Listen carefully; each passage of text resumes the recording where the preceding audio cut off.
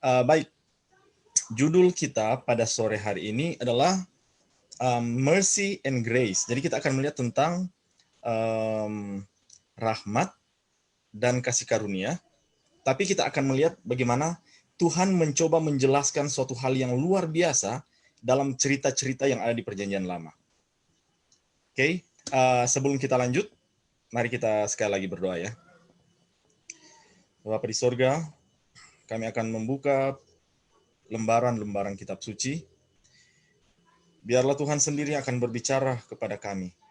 Tuhan mengetahui kebutuhan kami, dan biarlah ketika kami selesai belajar firman Tuhan, hati kami akan berkobar-kobar oleh karena Kristus sendiri telah berbicara kepada kami. Itulah kerinduan kami di akhir Bible Study ini ya Tuhan, bahwa kami boleh berjumpa dengan Kristus, kami boleh melihat keindahannya, kami boleh melihat kebaikannya, dan kami ditarik semakin dekat kepadanya. Inilah doa kami ya Tuhan, taruhlah perkataan-Mu dalam mulut orang berdosa ini. Di dalam nama Yesus kami sudah berdoa. Amin. Oke, saya ingin menaruh konteks Bible Study ini dalam konteks kitab Wahyu ya. Oke, jadi kita akan coba lihat konteks Bible Study ini dalam konteks kitab Wahyu atau akhir zaman. Mengapa topik ini sangat penting, teristimewa ketika kita hidup di waktu-waktu seperti ini menjelang kedatangan Yesus yang kedua kali. Oke, saya ingin buka di dalam kitab Wahyu pasal yang pertama. Mama, tutupkan pintu, bunyi sekali. Wahyu pasal 1.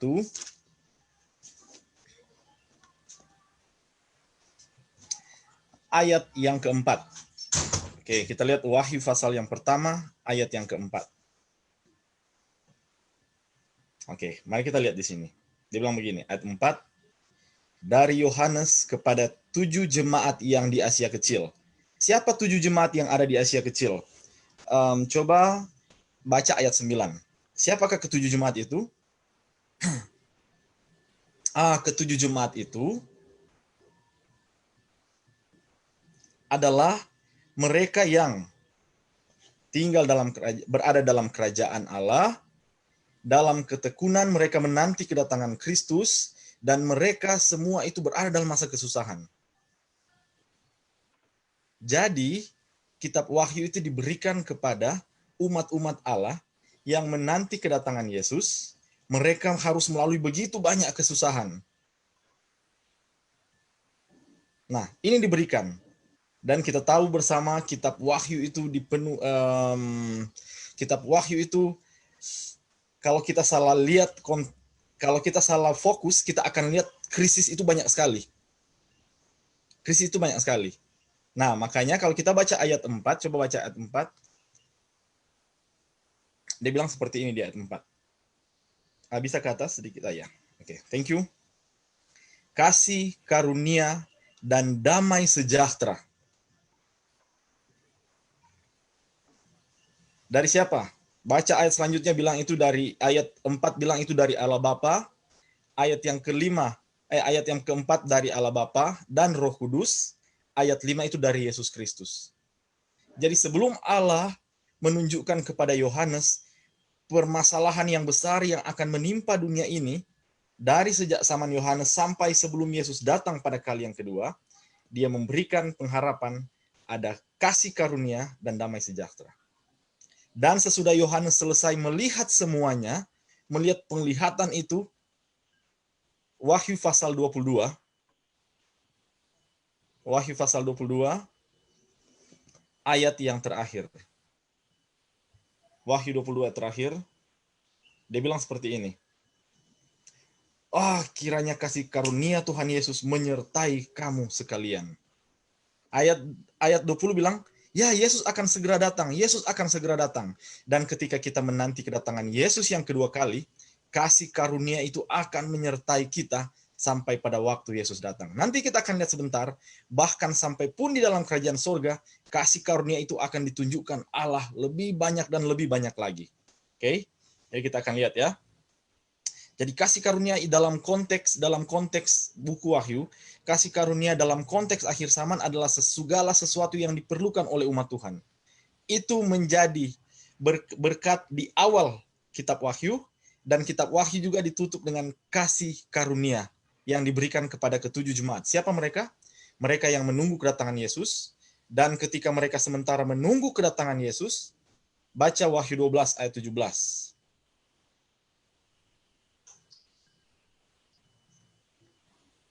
Wahyu 12 ayat 17. Sebelum kita baca ayat 12, kita baca ayat 12 dulu. Ayat 17 kita baca ayat 12. Ayat 12. Yang terjadi adalah setan dibuang dari sorga, dia turun dan dia datang dengan geramnya yang sangat dahsyat. Dia datang dengan geramnya yang sangat dahsyat. Nah, kepada siapa dia datang dengan geramnya yang sangat dahsyat? Ayat 17. Ayat 17.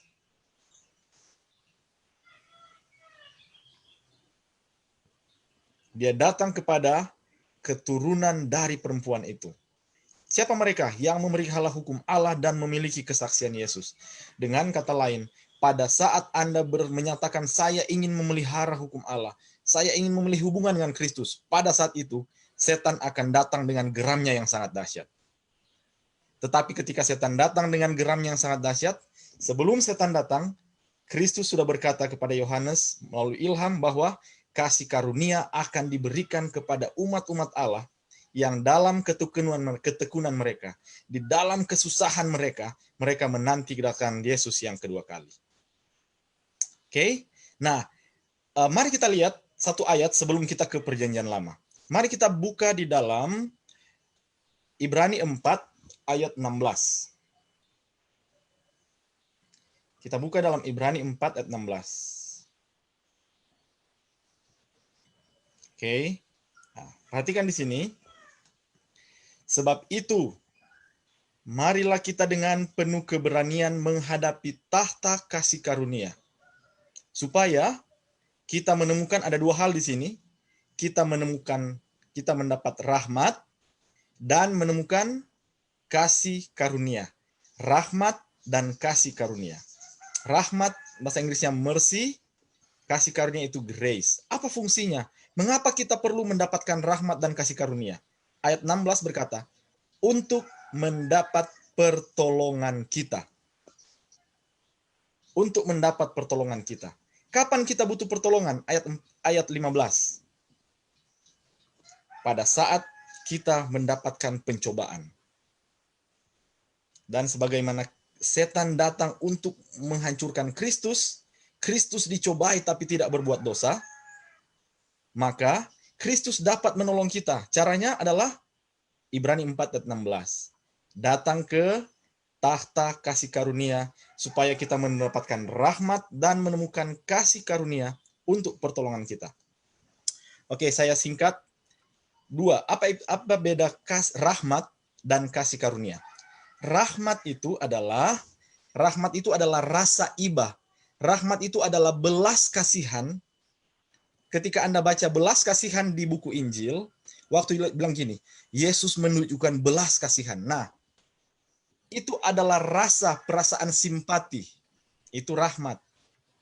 Kasih karunia juga itu adalah pertolongan yang diberikan oleh karena ada gerakan rasa iba. Oke.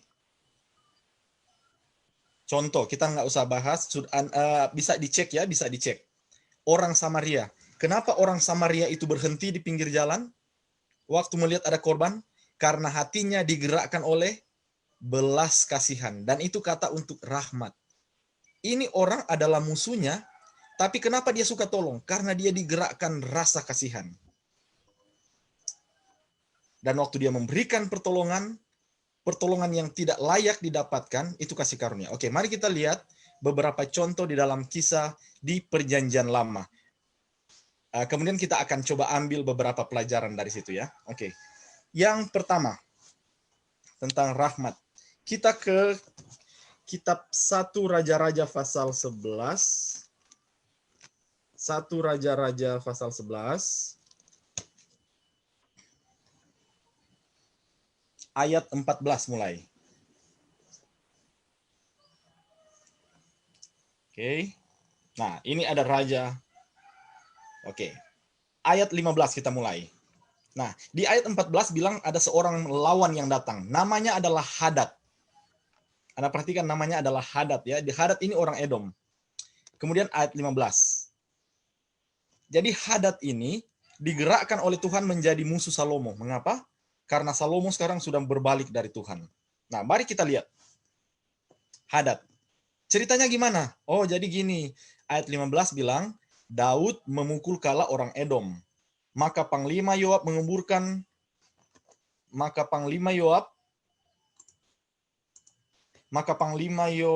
pergi menguburkan orang-orang mati, lalu menewaskan berapa banyak laki-laki di Edom? Semua. Oke, ayat 16. 6 bulan lamanya Yoab tinggal sampai dilenyapkanlah semua laki-laki di Edom. Ayat 17. Ternyata ada satu orang yang lewat. Ada satu orang yang lolos. Namanya Hadad. Dan beberapa pegawai ayahnya, mereka mengungsi ke Mesir. Sudah? Ayat 19. Jadi gini, ayat 18. Hadad sampai di Mesir. Hadad ini orang yang seharusnya sudah mati di tanah Edom. Datang tidak punya apa-apa ke Mesir, datang sebagai seorang pelarian. Tapi waktu kita baca ayat 19, Anda baca di sana. Hadad demikian apa? Disayangi Firaun. Bahasa aslinya disayangi adalah Hadad mendapat kasih karunia dari Firaun. Oke? Karena dia mendapat kasih karunia, Hadad yang bukan saudaranya Firaun, Hadad orang Edom, tidak tahu dari mana, tiba-tiba muncul di istana Firaun. Kemudian Hadad mendapat kasih sayang dari Firaun. Apa yang diberikan oleh Firaun? Diberikannya kepadanya seorang istri, yaitu adik istrinya sendiri, adik permasyuri Tahpenes. Selanjutnya, ayat 20. Dilahirkan Genubat, dan Genubat itu ada di istana Firaun, di tengah-tengah anak-anak Firaun sendiri. Anda lihat, ini keturunan dari Hadad. Hadad yang orang dari Edom, nggak tahu apa, kemudian menjadi bagian dari keluarga Firaun. Ayat 21. Hadad dengar bahwa Daud sudah meninggal dan Yoab juga sudah mati. Maka berkatalah Hadad kepada Firaun, biarlah aku pergi ke negeriku. Ayat 22, ini saya ingin lihat pelajaran yang akan kita ambil. Lalu bertanyalah kepada Firaun, kekurangan apakah engkau padaku ini? Maka engkau tiba-tiba berniat pergi ke negerimu. Apa pelajaran yang saya ingin baik? Pertama, Hadad datang dari negeri yang tidak ada hubungan sama sekali dengan Firaun. Waktu dia tinggal di istana Firaun, dia mendapat kasih karunia dari Firaun, dia diterima Firaun. Firaun memberikan adik istrinya menjadi istri Hadad. Anak-anak Hadad diperlakukan seperti layaknya anak Firaun. Dan ayat 22 bilang apa? Hadad tidak pernah berkekurangan selama dia tinggal bersama dengan Firaun. Anda lihat, kasih karunia menyediakan segala sesuatu yang dia butuhkan. Kasih karunia membuat sampai Hadad yang bukan merupakan bagian dari keluarga Firaun menjadi bagian dari keluarga Firaun, dan Hadad diperlakukan seperti keluarga Firaun. Anak-anak Hadad diperlakukan selayaknya anak Firaun, dan segala sesuatu yang dimiliki oleh Firaun menjadi milik. Anda baca di sini, segala sesuatu yang dibutuhkan oleh Hadad disediakan oleh Firaun. Mari kita buka Efesus. Mari kita buka kitab Efesus pasal 2. Kitab Efesus pasal 2. Oke. Ayat 3 kita mulai. Ayat 1 mulai ya. Dahulu kamu mati karena pelanggaran-pelanggaran dosa. Kapankah? Ayat 2. Ketika kita hidup mengikuti jalan dunia ini.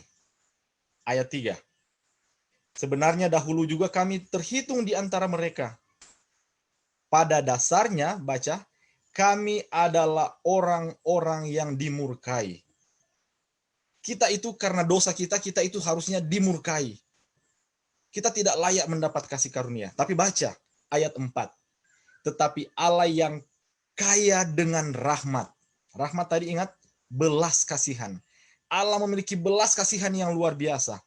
Dan belas kasihannya itu, oleh karena kasihnya yang besar, dilimpahkannya ayat 5. Dia menghidupkan kita bersama-sama dengan Kristus dan dia menyelamatkan kita oleh karena kasih karunia. Saya ingin baca yang satu ini. Di dalam ayat, sebentar ya. Ayat 12. Ayat 12. Coba ke ayat 12. Ya. Situ dia. Tanpa Kristus, waktu itu kamu tanpa Kristus, tidak termasuk kewargaan Israel. Di luar Kristus kita bukan bagian dari orang Israel. Kita tidak mendapatkan apa-apa. Hadad, dia itu seharusnya mati waktu di Edom. Tapi dia berhasil lewat waktu itu. Kemudian,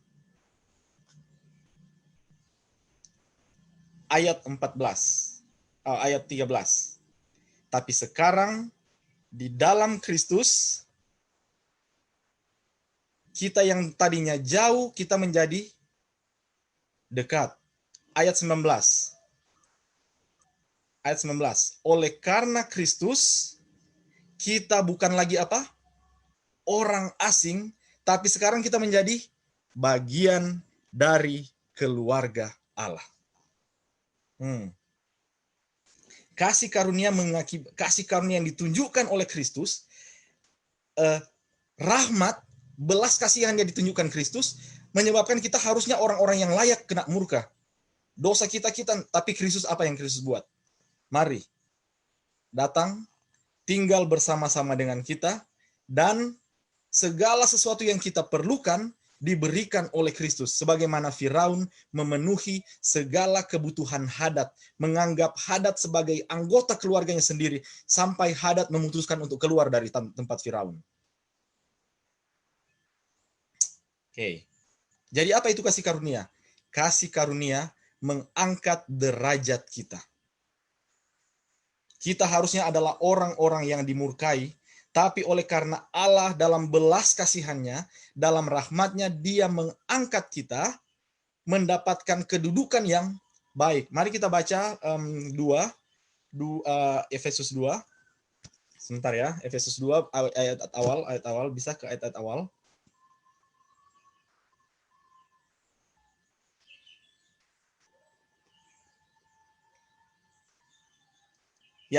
Ya, mari kita lihat. Ayat 4. Allah yang kaya dengan rahmat. Ayat 5. Menghidupkan kita bersama-sama dengan Kristus. Sekalipun kita telah mati oleh kesalahan kita, oleh kasih karunia kamu diselamatkan. Ayat 6. Dan di dalam Kristus Yesus, ia telah membangkitkan kita juga dan memberikan tempat bersama-sama dengan dia di sorga. Kita boleh akses surga saat ini. Kita boleh mengakses surga. Kita secara fisik kita nanti akan berada di sorga waktu Yesus datang, tetapi akses ke surga saat ini sudah menjadi bagian kita ketika kita menerima Kristus. Kasih karunia yang menyanggupkan itu. Itu kasih karunia. Dengan kata lain, segala pertolongan yang kita perlukan menjadi bagian kita. Itu menjadi milik kita. Oleh karena apa? Kasih karunia. Mari kita lihat cerita yang lain, dan kemudian sebentar kita akan coba gabungkan beberapa cerita ini untuk mendapatkan pelajaran tentang kasih karunia. Oke, saya ingin baca dari kitab Kejadian. Kejadian pasal, sebentar, 33. Kejadian pasal 33. Nah, kita tahu ceritanya bagaimana Yakub mendustai ayahnya. Yakub mendustai ayahnya dan kemudian Esau mencari untuk membunuh Yakub. Esau berusaha untuk membunuh Yakub sampai akhirnya Yakub tinggal cukup lama di tempat pelariannya dan sekarang dia kembali.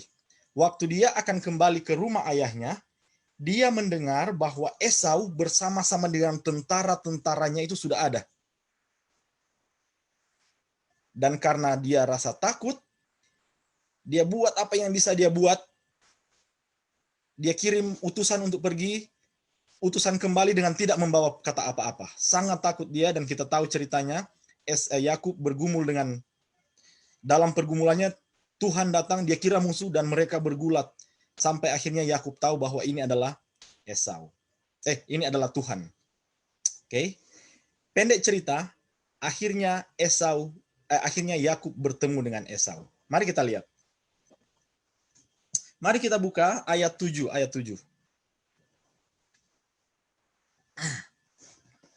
kita mulai dari ayat 3. Pertemuan terjadi. Yakub berjalan di depan mereka. Waktu dia bertemu dengan Esau, waktu dia lihat Esau, dia sujud ke tanah sampai dekat kakaknya itu. Ayat 4. Tetapi Esau berlari mendapatkan dia, didekapnya dia, dipeluk lehernya, dan diciumnya dia, lalu bertangis-tangisanlah mereka. Ayat 5.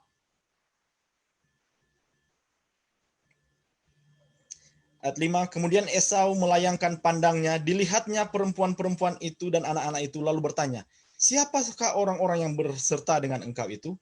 Jawab Yakub, anak-anak yang telah dikaruniakan Allah kepada hambamu ini. Ayat 6, sesudah itu mendekatlah budak-budak perempuan itu beserta anak-anaknya, lalu mereka sujud. Ayat 7, mendekat juga Lea bersama anak-anaknya, mereka sujud. Kemudian mendekatlah Yusuf beserta Rahel dan mereka sujud.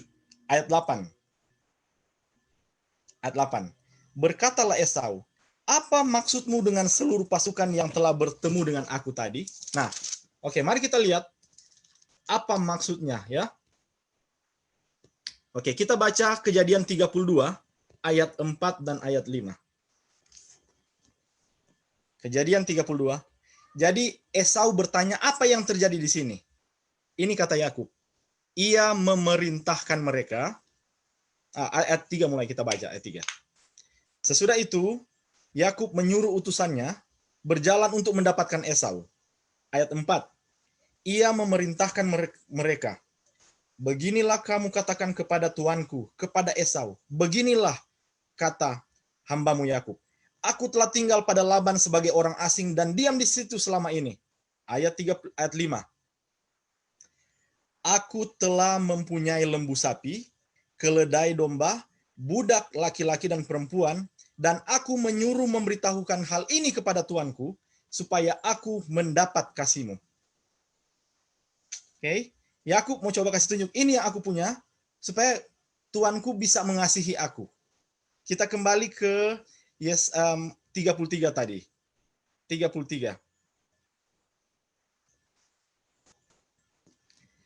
Ayat 8. Ayat 8. Ya. Jadi Esau tanya, kenapa itu yang tadi? Kasih tahu ada banyak lembu dan seterusnya dan seterusnya. Dan Yakub bilang begini, untuk mendapat apa? Kasih tuanku. Kata aslinya ini adalah untuk mendapatkan kasih karunia. Jadi Yakub coba untuk mendapatkan kasih karunia Esau dengan membawa pemberian-pemberian yang banyak. Ayat 9, apa kata Esau? Aku mempunyai banyak, peganglah apa yang ada padamu. Anda lihat? Cerita ini menunjukkan bahwa Yakub mencoba untuk membeli kasih sayang itu. Tapi Esau bilang apa? Enggak. Saya mengasihi engkau bukan karena apa yang engkau akan berikan. Jadi dikasih karunia ini menunjukkan bahwa tidak ada yang dapat saya buat supaya saya boleh mendapatkan kasih karunia Allah. Tidak ada yang dapat kita buat untuk membeli kasih karunia Allah. Yakub mencoba untuk mendapatkan kasih karunia dengan cara, kita beri ini. Pernah nggak kita berpikir, aduh mungkin kalau saya buat ini, Tuhan akan lebih sayang kepada saya. Atau kita mencoba untuk membeli kasih sayang Tuhan. Mari kita buka dalam Roma pasal 5.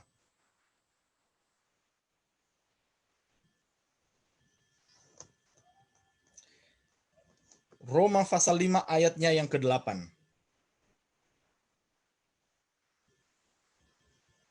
Akan tetapi Allah menunjukkan kasih-Nya kepada kita oleh karena Kristus telah mati untuk kita kapan?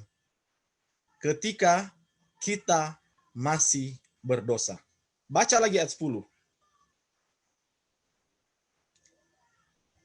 Sebab jikalau kita ketika masih seteru diperdamaikan dengan Allah oleh kematiannya, lebih-lebih kita yang sekarang telah diperdamaikan pasti akan diselamatkan.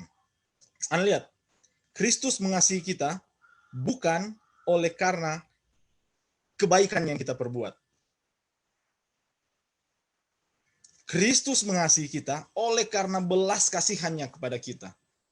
Kita seharusnya adalah orang-orang yang layak untuk dimurkai. Yakub harusnya itu dia dimurkai. Dia telah berbuat sesuatu yang sangat jahat kepada Esau. Dia merampas, dia membodohi kakaknya, dia menipu ayahnya. Dia adalah orang yang layak dimurkai. Dan untuk mencoba, Yakub coba untuk mendamaikan dirinya dengan cara dia berikan pemberian-pemberian ini. Tapi Esau bilang apa? Sudah cukup apa yang ada padaku. Walaupun ketika kita baca pada akhirnya Yakub paksa dan Esau terima, tapi poin yang saya ingin bawa adalah kasih karunia itu tidak dibeli, tidak dapat kita beli. Kita tidak dapat membeli kasih karunia Allah. Kasih karunia itu adalah bagian dari tabiat Allah. Allah begitu mengasihi kita, bahkan ketika kita masih berdosa. Bahkan ketika kita masih seteru, Kristus datang. Dan bayangkan, sedangkan kita masih jadi musuh Allah, kita diperdamaikan, kita diterima di dalam keluarga Kristus, apalagi ketika kita sudah berada di dalam keluarga itu. Apalagi ketika kita sudah menjadi bagian dari keluarga Kristus. Mari kita lihat satu cerita yang lain. Mari kita lihat satu cerita yang lain. Kejadian 49. Kita tahu ceritanya bagaimana Yusuf berada di rumah, sekarang sudah menjadi seorang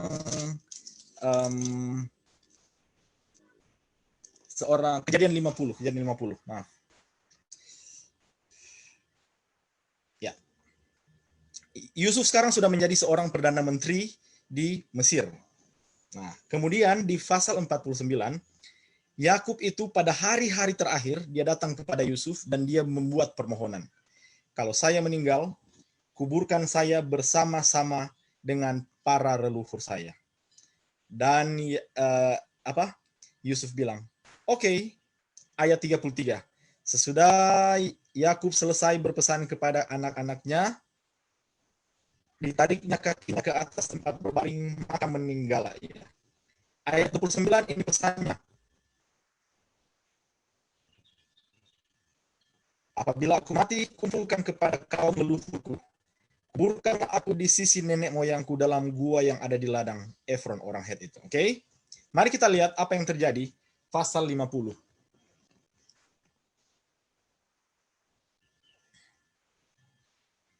Oke. Ini Yusuf datang. Yusuf datang ayat 5. 50 ayat 5. Yusuf bilang begini. Ayahku telah menyuruh aku bersumpah. Tidak lama lagi aku akan mati. Kubur dalam kuburku yang telah kugali di Kanaan, disitulah kau kuburkan aku. Oleh sebab itu, izinkanlah aku pergi ke sana supaya aku menguburkan ayahku, kemudian aku akan kembali. Ini ya Yusuf meminta kepada Firaun. Baca ayat 50. Kenapa sampai Yusuf berani meminta? 50 ayat sebelumnya tadi, ayat 4. Ayat 4. Oke, kita lihat ayat 4. Yusuf bilang begini, dasar permohonan Yusuf adalah jika aku mendapat kasih-Mu. Bahasa aslinya adalah jika aku mendapat kasih karunia di hadapan-Mu, izinkan aku untuk pergi menguburkan ayahku. Ayat 6. Mari kita lihat. Dan karena Yusuf mendapat kasih karunia, Firaun bilang gini, pergilah ke sana dan kuburkanlah ayahmu itu seperti yang disuruhnya engkau bersumpah. Ayat 7. Baca ayat 7. Lalu berjalanlah Yusuf ke sana untuk menguburkan ayahnya. Bersama-sama dia berjalanlah semua pegawai Firaun, para tua-tua dari istana, semua tua-tua dari tanah Mesir. Kemudian ayat 9, apa lagi? Baik kereta-kereta maupun orang berkuda pergi bersama-sama dengan dia, sehingga iring-iringan itu sangat besar. Waktu saya baca ini, yang saya lihat adalah Yusuf cuma minta izin. Tetapi apa yang diberikan Firaun? Karena Yusuf mendapat kasih karunia, Firaun memberikan jauh lebih banyak dari yang diminta oleh Yusuf. Bayangkan semua pegawai Firaun jaga Yusuf, pergi bersama-sama dengan Yusuf. Pastikan segala sesuatu berjalan dengan baik. Pastikan segala sesuatu jalan dengan baik. Mengapa? Karena Yusuf mendapat kasih karunia. Apa itu kasih karunia? Kasih karunia diberikan Allah kepada kita jauh lebih banyak daripada yang kita pikirkan atau kita doakan. Mari kita buka di dalam Efesus 1. Efesus 1 ayat 3. Oke. Ayat 2 kita mulai. Kasih karunia dan damai sejahtera. Kita baca di mana tadi ini? Kitab Wahyu. Kasih karunia dan damai sejahtera dari Allah Bapa kita dan dari Tuhan Yesus Kristus menyertai kamu. Ayat 3, lihat. Terpujilah Allah dan Bapa Tuhan kita Yesus Kristus, yang dalam Kristus telah mengaruniakan berapa banyak? Segala berkat rohani dalam surga. Yusuf hanya minta sedikit, Firaun memberikan semua yang ada di kerajaannya.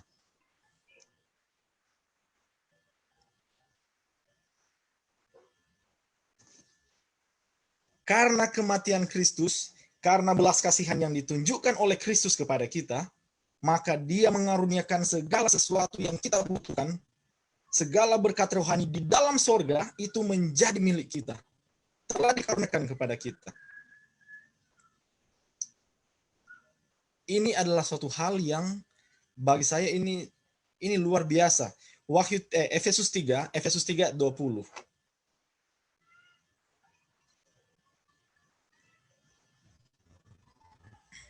Oke, Anda baca di sini. Bagi dia yang dapat melakukan dari yang Yusuf minta. Yusuf hanya minta izin, Firaun memberikan pengawalan. Firaun memastikan bahwa permintaan Yakub dipenuhi dengan cara yang luar biasa untuk menunjukkan bahwa hanya Firaun yang dapat melakukan hal itu. Apa yang sementara kita minta dari Tuhan sekarang? Mungkin ada yang sementara meminta cari pekerjaan, ada yang minta pasangan hidup, ada yang mencari kelupasan dari masalah ini, masalah itu, masalah keuangan.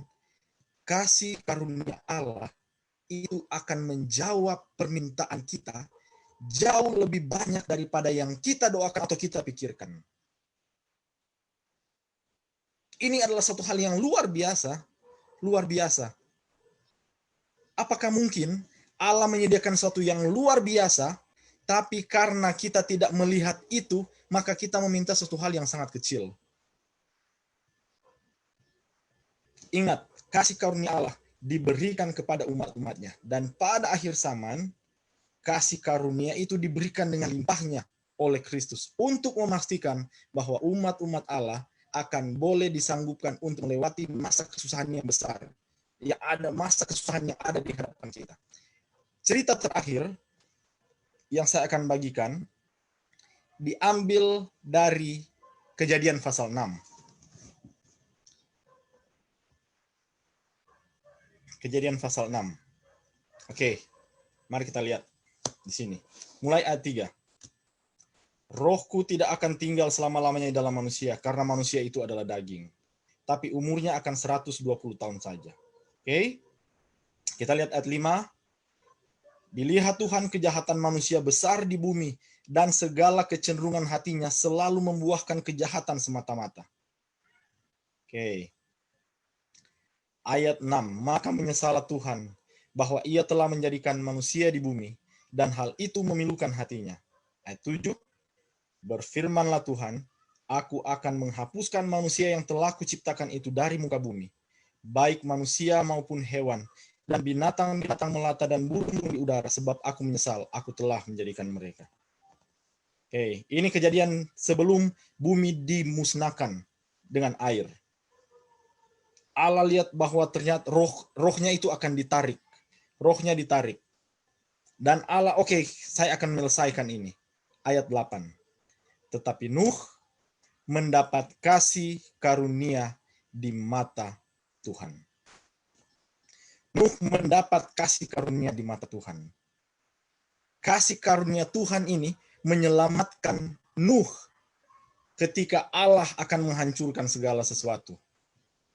Nuh bukanlah seorang yang tidak memiliki dosa, tapi Nuh mendapat kasih karunia di mata Tuhan. By the way, nanti kita lihat sebentar ya. Nanti kita coba lihat sebentar. Nuh mendapat kasih karunia di mata Tuhan. Kita baca ceritanya. Kasih karunia Allah inilah yang melindungi Nuh ketika dia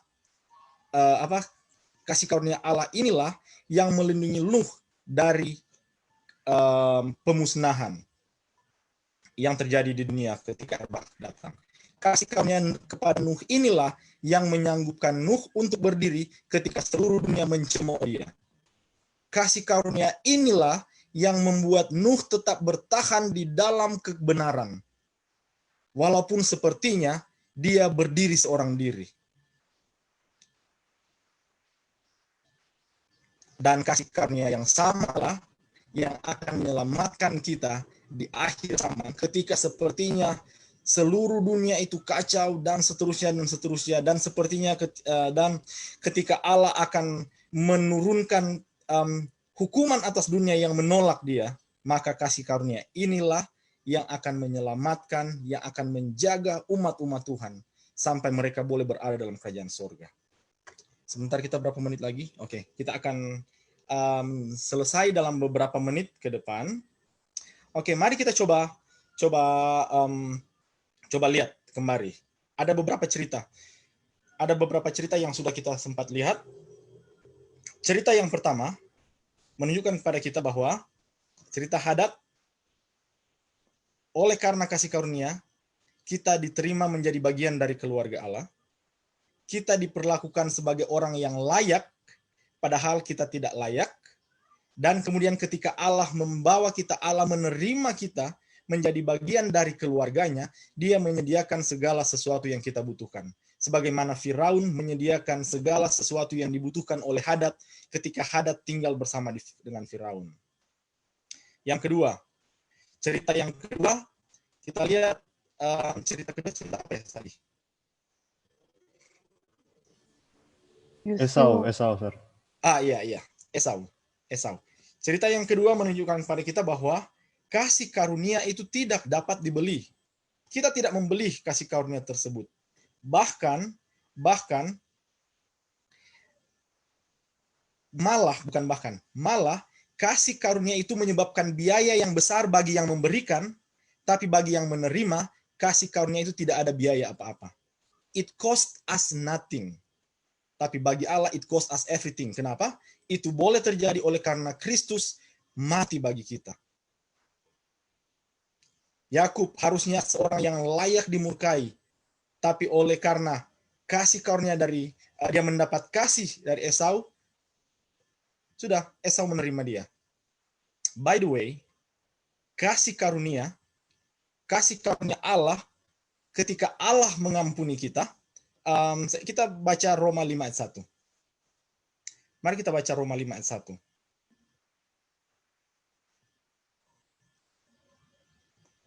Anda lihat di sini. Ini bagian dari kasih karunia. Kita dibenarkan. Kata dibenarkan di sini artinya kita dianggap benar. Dianggap benar, dan ketika Allah menganggap kita benar, maka Ia akan menganggap kita tidak pernah berbuat dosa. Anda. Itu yang Allah melupakan. Kalau misalnya gini, kita berdusta pagi hari ini, misalnya gini, saya berdusta kepada saudara rival. Sorry ya, kita berdusta. Oke, kita ampuni. Maka di hadapan dia, saya adalah seorang bekas pendusta. Tapi ketika kita berdoa kepada Allah, kita meminta pengampunan, kita tidak layak untuk diampuni. Orang yang layak dimurkai, ketika kita diampuni, kita dianggap tidak berdosa. Jadi kita berdusta pagi ini, kita minta ampun. Sorenya kita datang, Tuhan, maaf ya, saya berdusta lagi kayak tadi pagi. Tuhan bilang, apa? Apa tadi pagi? Apa itu tadi pagi? Ketika Allah mengampuni, kita seolah-olah tidak berbuat dosa. Dosa kita itu ditimpakan kepada Kristus. Kristus berdiri untuk menggantikan kita. Itulah kasih karunia Allah. Ketika Anda memiliki masa lalu yang suram, sepertinya selalu dihantui dengan bayang-bayang kesalahan, waktu kita datang kepada Allah, waktu kita meminta pengampunan dari Allah, Allah dengan kasih karunia yang besar akan menerima kita, mengampuni kita, seolah-olah kita tidak pernah berbuat dosa.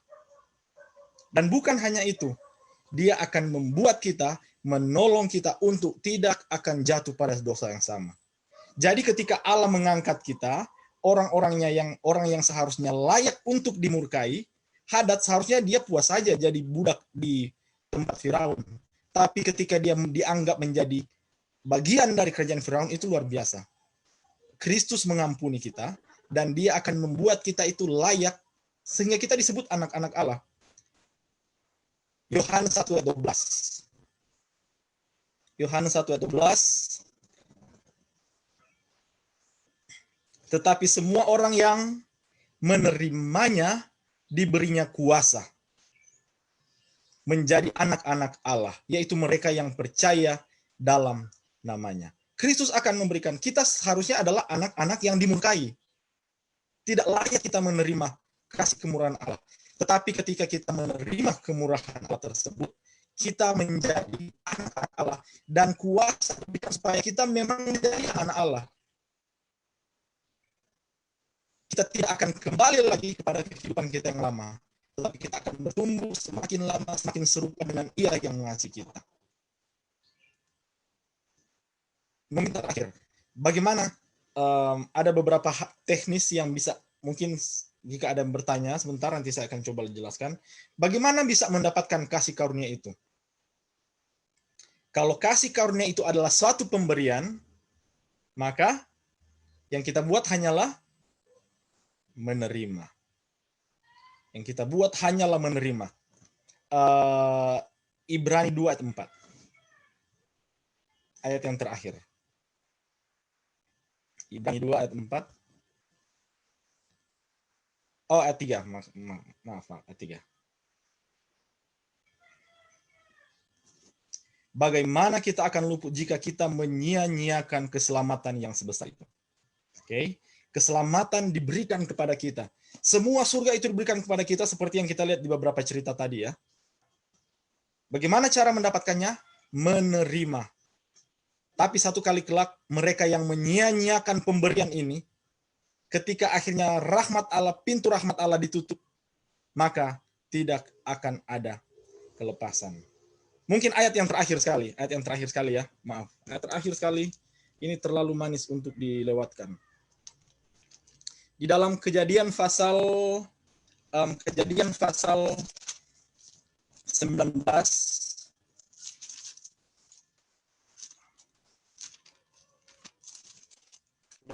19, bentar saya coba lihat ya. Ayat 19, Kejadian 19 ayat 19. Ini tentang Lot. Lot waktu dia lari.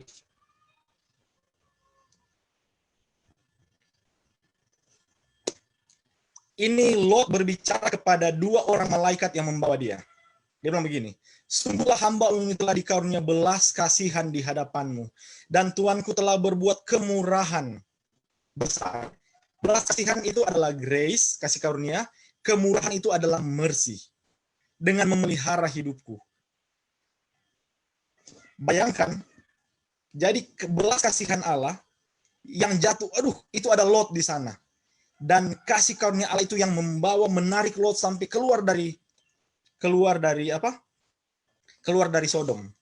Bisa nggak Lot tetap tinggal di sana? Bisa. Tapi ketika dia memutuskan untuk menerima pemberian tersebut, dia diselamatkan.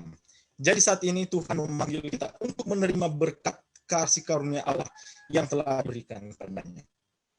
Ayat terakhir sekali, Roma 2:4.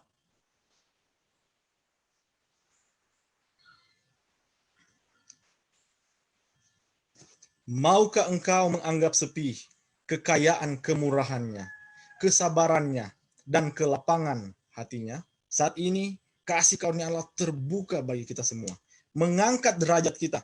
Kalau kita adalah seorang pendusta, pencuri, atau hal-hal yang jahat, mengangkat derajat artinya mengampuni kita dan membuat kita untuk tidak berada pada kondisi yang sama.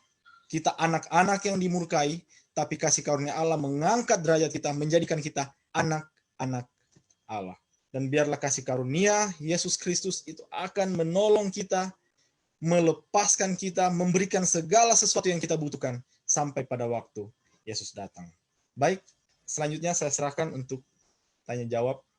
Jika ada tanya jawab. Doa. Mungkin tutup dan doa sebelum. Bagaimana? Mungkin tetap ya doa dulu, Sir. Oke, kita. Baik, mari kita berdoa. Bapa di sorga, kami berterima kasih untuk kasih karunia, untuk belas kasihan yang Tuhan tunjukkan kepada kami, orang-orang yang tidak layak, orang-orang yang penuh dengan begitu banyak kelemahan, kegagalan, dan segala sesuatu yang jahat. Tapi kami berterima kasih. Kristus menunjukkan kasih-Nya kepada kami. Kristus mau mengangkat kami, menerima kami menjadi bagian dari keluarga Allah, dan memberikan kepada kami semua berkat di dalam sorga untuk menjadi bagian kami, sementara kami menunggu kedatangan Yesus yang kedua kali. Tolonglah kami ya Tuhan untuk menghargai dan untuk menerima pemberian Allah ini. Dan tolonglah kami untuk tetap tinggal di dalam hubungan kami dengan Kristus, untuk tetap bergantung kepada Yesus. Inilah doa kami ya Bapa. Terima kasih Engkau sudah mendengar doa kami. Di dalam nama Yesus kami sudah berdoa. Amin.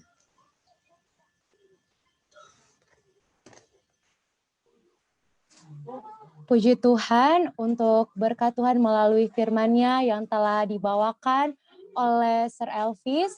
Dan kiranya dengan pertolongan Tuhan kita dimampukan untuk mengerti dan membawa diri kita lebih hari lebih dekat kepada Tuhan. Dan kami juga mengucapkan terima kasih kepada Sir Elvis yang telah membawakan firman Tuhan. Kiranya Tuhan memberkati Sir dan keluarga dalam pekerjaan dan juga pelayanan. Baiklah teman-teman, kita masuk dalam section question and answer. Bagi teman-teman yang memiliki pertanyaan tentang pelajaran yang telah dibawakan tadi, bisa langsung mengajukan pertanyaannya atau bisa juga raise hand. Dan kalau misalnya teman-teman malu, bisa tulis di chat atau comment section di Zoom. Kami persilakan.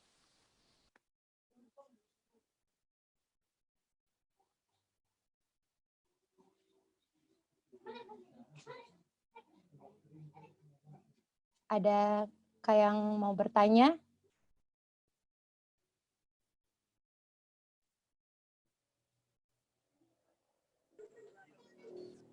Tilsa. Oh, oke. Ya, silakan Kak. Sir, kayak how do we be sure that our sins are forgiven?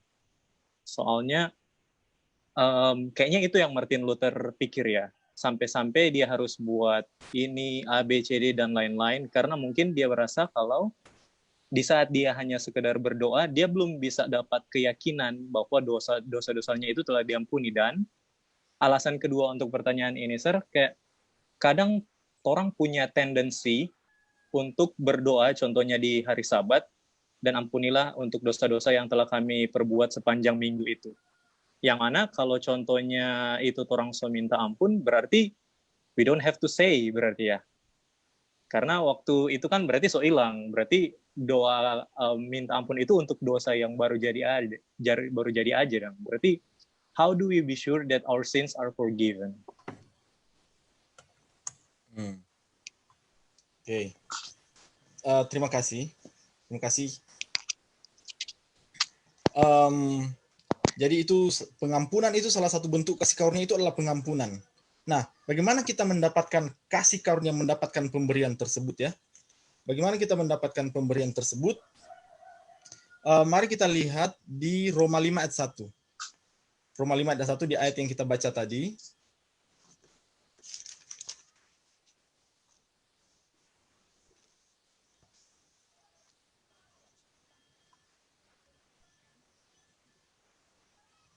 Oke. Ayat 2.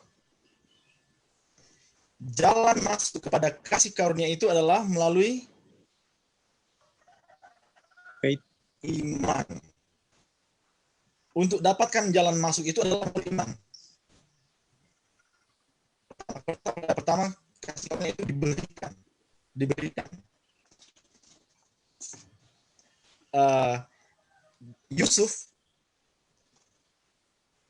Yusuf itu memberanikan diri untuk minta kepada Firaun. Dan Firaun kasih lebih banyak daripada yang dia minta. Oke? Lebih banyak dari yang dia minta. Jadi yang pertama adalah iman. Kita percaya. Mari kita lihat di dalam 1 Yohanes 5. 1 Yohanes 5.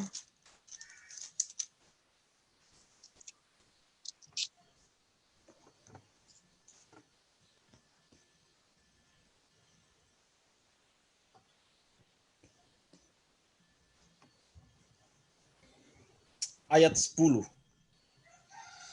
Ayat 10. Salah satu yang menjadi alasan mengapa Allah tidak dapat memberikan pemberian itu kepada kita adalah kita tidak percaya kepada Allah sehingga kita membuat Allah menjadi pendusta.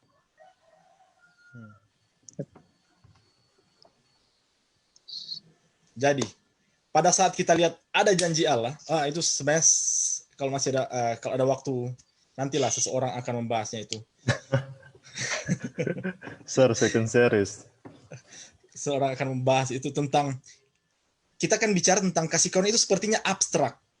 Saya lagi bergumul sekarang. Kita ada masalah pergaulan, kita ada masalah keuangan. Sekarang bicara kasih karunia, bagaimana itu kasih karunia? Itu sepertinya abstrak. Itu sepertinya abstrak. Ya, tapi kita kasih itu ya. Kasih karunia itu dua. Pertama, untuk kebutuhan temporal kita, makanan, minuman, apa semua itu adalah kasih karunia Allah. Yang kedua, segala sesuatu yang berhubungan dengan keselamatan kita. Itu kasih karunia. Jadi ketika Tuhan, kita ada masalah keuangan ini dia. Tuhan mau kasih enggak? Itu Tuhan bilang, kita mau kasih, dia bilang mau kasih atau enggak?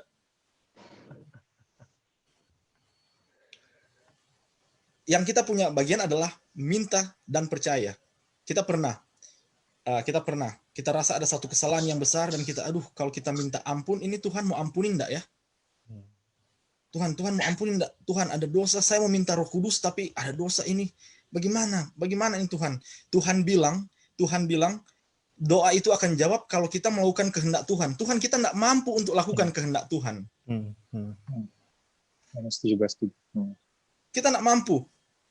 Dan Tuhan bilang Tuhan itu yang akan melakukan untuk kita.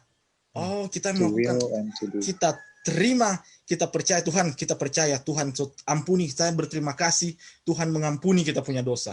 Saya percaya Tuhan ampuni kita punya dosa, karena Tuhan sudah berjanji dan Tuhan bukan seorang pendusta. Itu kan Bilangan 23, ya toh? Bilangan 23, 19. Allah bukan manusia sehingga ia berdusta. Jadi ketika Tuhan bilang janji, itu pemberian, kita punya bagian adalah, jangan tanya, mau dikasih enggak ya? Kita punya bagian adalah, Tuhan, mana yang Tuhan mau kasih? I take it by faith. Pengampunan Tuhan bilang mau ampuni, tidak ada dosa walaupun kita punya dosa merah seperti kermisi, Tuhan akan buat seperti salju, dan saat ini saya menerima, saya berterima kasih, Tuhan memberikan pengampunan itu bagi saya. Itu that's how, itu bagaimana kita mendapatkan itu kasih karunia dengan iman. Amin. Makanya kan Yesus tidak bisa menunjukkan kasih karunia yang luar biasa waktu dia di Nazaret. Kenapa? Orang-orang Nazaret begini. Lah, bukankah dia ini dulu kecil main-main di sini? Bukankah kakaknya ini? Bukankah kakaknya ini? Dan Alkitab bilang, Yesus nak bisa buat mujizat di sana karena mereka tidak percaya kepadanya. Hmm. Mungkin itu yang kita bisa. Just believe. Bagaimana, ada pertanyaan lagi Kak Tilsra?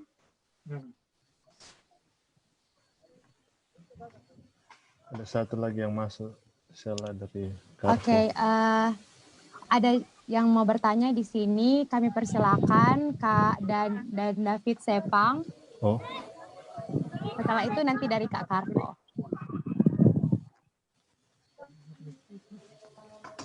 Baik, Sir. Terima kasih sekali pembahasan. Aduh, menarik sekali. So, bisa dengar mengenai kasih karunia. Mungkin pertanyaan saya simpel saja, Sir. Yang kita concern seperti ini. Yang Sir bilang tadi mengenai kasih karunia, ya grace, dia itu mengangkat derajat kita. Kita seharusnya orang-orang yang dimurkai, ya, yang layak dimurkai.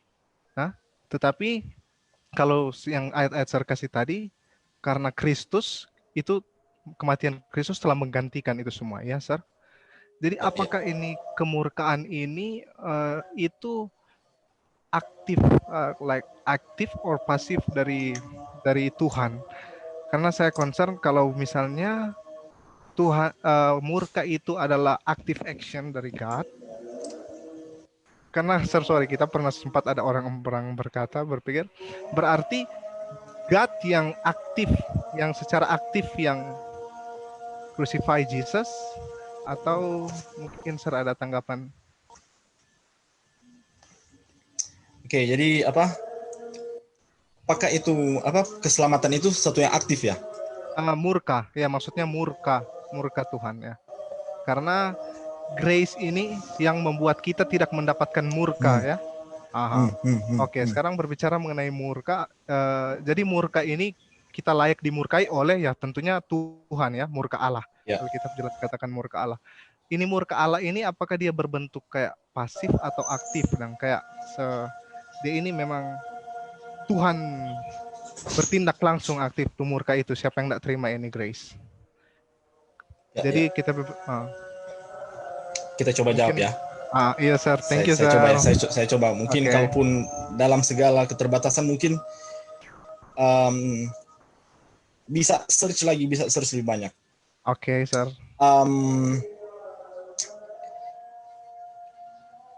Itu kasih dan keadilan. Keadilan itu murka kan? Itu keadilan ya. Yakub dia berdosa harusnya dapat ini. Yang berdosa itu keadilan.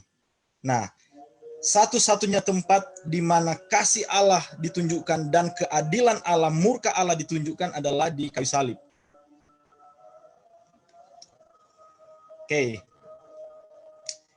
Orang yang berdosa, baca Wahyu 14 ayat 9. Jikalau seorang menerima tanda pada dahinya atau tanda pada tangannya, maka ia akan minum anggur dari cawan murka Allah. Dia akan minum, yang berdosa. Kalau baca itu, yang menerima itu mereka menjadikan dirinya musuh Allah, ya toh? Waktu mereka menjadikan diri mereka musuh Allah, mereka itu akan minum anggur murka Allah. Masih ingat enggak di Taman Getsemani? Yesus berdoa apa? Kiranya mungkin cawan ini lalu dari cawan apa? Murka Allah. Murka Allah. Siapa yang meminum murka Allah? Musuh Allah. Waktu disalib, murka Allah itu diminum oleh Yesus. Yesus menjadi dirinya musuh Allah. Ia yang tidak berdosa menjadi dosa karena kita, supaya oleh kebenarannya kita dibenarkan di hadapan Allah. Oke. Kayaknya itu. Jadi kalau kita menjawab apakah itu aktif, kita coba cari di Alkitab, kita dapat dua ini. Tuhan bilang gini, carilah aku selama masih aku ditemui. Sepertinya Tuhan itu berdiam dan manusia mesti cari-cari. Tapi kalau kita Taman Eden, Tuhan yang cari manusia. Yang bagaimana? Tuhan datang cari, orang yang tadinya lari membelakangi, ketika kita kembali, kita terima itu jadi. Jadi Tuhan bagian mau cari, mau selamatkan. Dan orang bagian adalah menerima keselamatan itu. Baru itu. Nah, mungkin itu yang kita bisa jawab. Thank you, sir. Thank you.